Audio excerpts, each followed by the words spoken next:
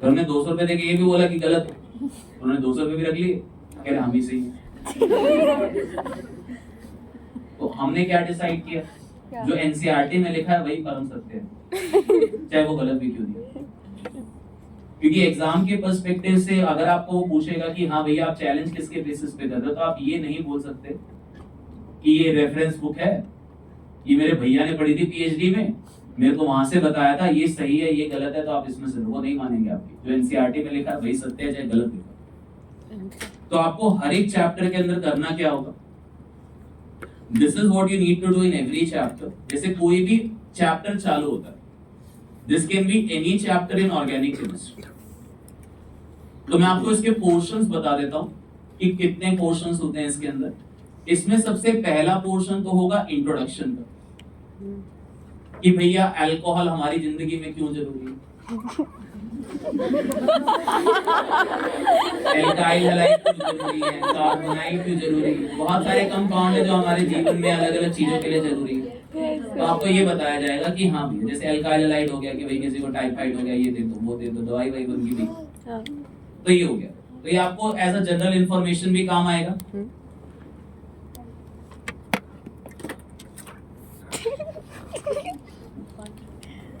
लेके आइए बेटा इसकी नोटबुक लेके आइए, नोटबुक लेके आइए बेटा, ले ले ले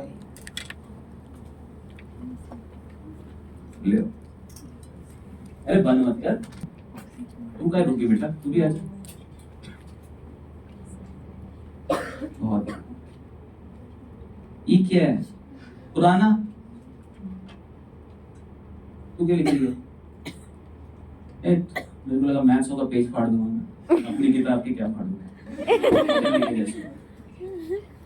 नहीं इट्स अ फन, अगर आप लिख रहे हो ना किसी की नोटबुक में से, तो आई टीयर उसके पेजेस जिसकी नोटबुक में से आप लिख रहे हो।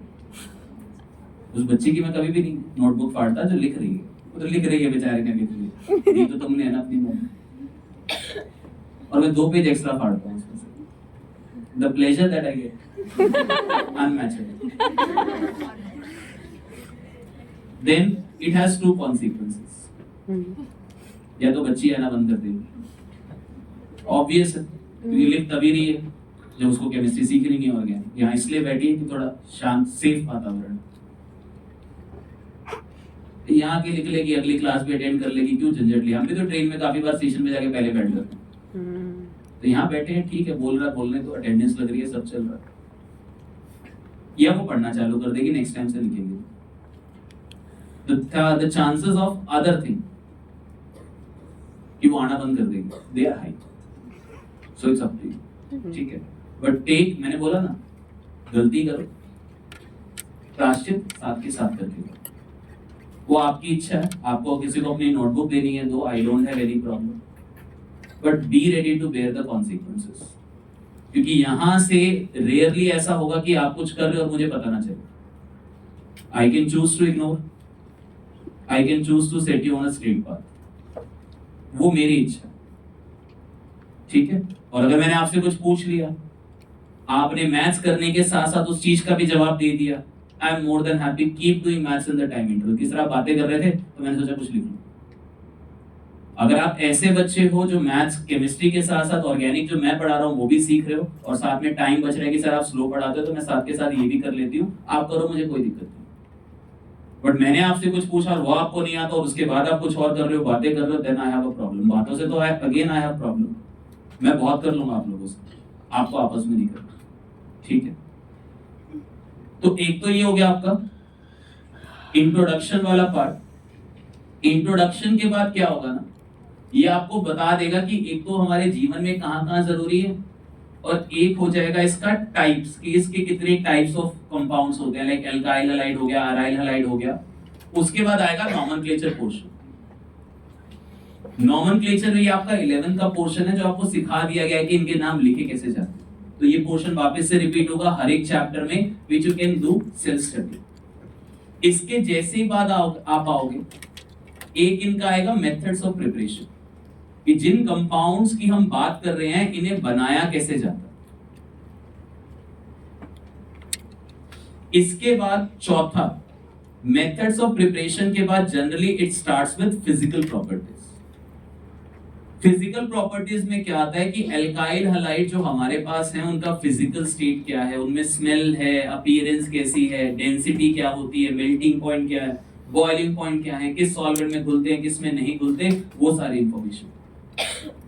उसके बाद क्या आएगा, फिर आएगा इनका जनरल रिएक्शंस, या बेसिकली मैं बोल सकता हूं केमिकल रिएक्शंस, कि जिस फंक्शनल ग्रुप को आप स्टडी कर रहे हो, जिस फंक्शनल ग्रुप को आप स्टडी कर रहे हो उसके अंदर वो किस किस टाइप की रिएक्शंस दिखाते हैं, और लास्ट में अगर कोई पार्ट हुआ तो वो होगा एप्लीकेशन वाला पार्ट।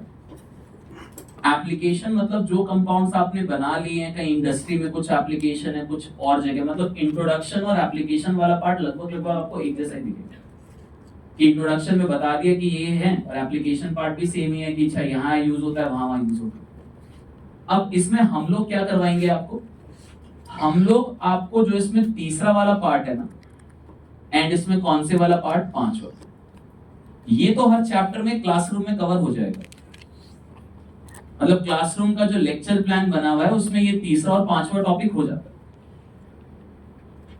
बाकी जो बचा 1, 2, 3, अच्छा थर्ड आपका, सॉरी इसमें जो 2 है वो क्लास 11th का टॉपिक है, जो क्लास 11th में नॉमेनक्लेचर हो चुका है। So this has been already discussed. Yes sir. This will be discussed. This will be discussed. तो बचा क्या, इंट्रोडक्शन जो आधे एक पेज का होगा, एप्लीकेशन अगेन आधे एक पेज का होगा, फिजिकल प्रॉपर्टीज एंड एक ये फिजिकल प्रॉपर्टी हो गया, और एक ये इंट्रोडक्शन। ये 3 पार्ट है जो हर चैप्टर के आपको खुद से पढ़ने पड़ेंगे। ठीक है। And these will not be, अभी अगेन ऐसा है कि सर आपने तो क्या किया कि 3 अपने को दे दिए, 3 अपने पास रख लिए, ये तो 50% ही पढ़ाओगे। But this is same as tautomer and other type of structure लाइजर। इसको अगर आप बैठने पढ़े ना तो हो सकता है कि ज्यादा से ज्यादा 3 से 4 पेज, ज्यादा से ज्यादा बोल, नॉमेनक्लेचर तो ऑलरेडी हो चुका है, नॉमेनक्लेचर को एक्सक्लूड करोगे, introduction, application plus physical properties, इनके प्रिंसिपल्स आप ऑलरेडी केमिकल बॉन्डिंग में स्टडी कर चुके हो कि बॉइलिंग पॉइंट डिसाइड कैसे होता है, मेल्टिंग पॉइंट डिसाइड कैसे होता है, सॉल्युबिलिटी किसमें घुलते हैं। So these are the things कि हाइड्रोजन बॉन्डिंग होगी, डाइपोल डाइपोल होगा, polar solvent dissolves polar solvent, वो सारी चीजें आप जानते हो बेसिक। बस आपको पढ़ना है कि किसमें अपीयरेंस क्या होती है, कोई लाल पीले नीले कैसे होते हैं, वो तो आपको वहीं देखने मिल जाएगा। तो ये कोशिश करो कि हर एक चैप्टर के आप नोट्स भी बना लो। तो अगर इन स्टेटमेंट बेस्ड क्वेश्चन आपसे कुछ पूछा, अच्छा ये तो आप पढ़ लोगे, और ये आप मेरे पढ़ाने के बाद पढ़ोगे। जैसे मैं पढ़ा रहा हूँ मेथड्स ऑफ प्रिपरेशन या केमिकल रिएक्शंस, मैंने अल्कोहल के केमिकल रिएक्शंस पढ़े, तो अल्कोहल का केमिकल रिएक्शंस वाले सेक्शन में जाओगे, वहां कोई भी स्टेटमेंट आपको लिखी मिलती है which is important, which you think you did not know, आप उसको नोट डाउन कर लो। So that is an ideal way of going, और क्वेश्चंस बनेंगे वहां से, that is an assured thing. अब आपके ऊपर है कि आप उसमें कितना कवर अप करते हो। ठीक है, चलो ये मैंने आपको बता दिया, ये आप पहले दिन से करना स्टार्ट कर सकते हो, क्योंकि इंट्रोडक्शन में it's just like you are reading a newspaper कि अल्काइल हैलाइड हमारे जीवन में कहां-कहां इंपॉर्टेंट है, या अल्काइल हैलाइड कहां-कहां यूज होते हैं। Same goes for alcohol, same goes for carbonyl.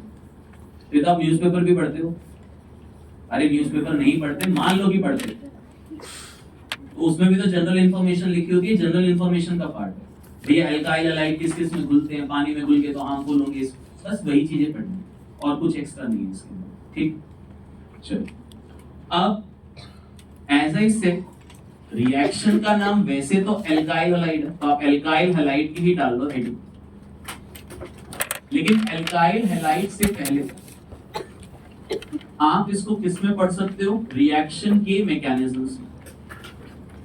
आप इसको पढ़ सकते हो रिएक्शन के मैकेनिज्म्स में।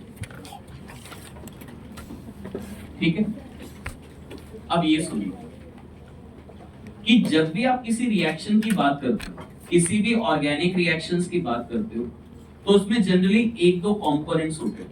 फॉर एग्जांपल, एक ऑर्गेनिक रिएक्शंस को हम लोग लिखते कैसे, अगर मेरे पास कोई भी एक ऑर्गेनिक रिएक्शन है, then how do I represent it. तो इसमें बोला जाता है कि एक आपके पास क्या होगा, सबस्ट्रेट, एक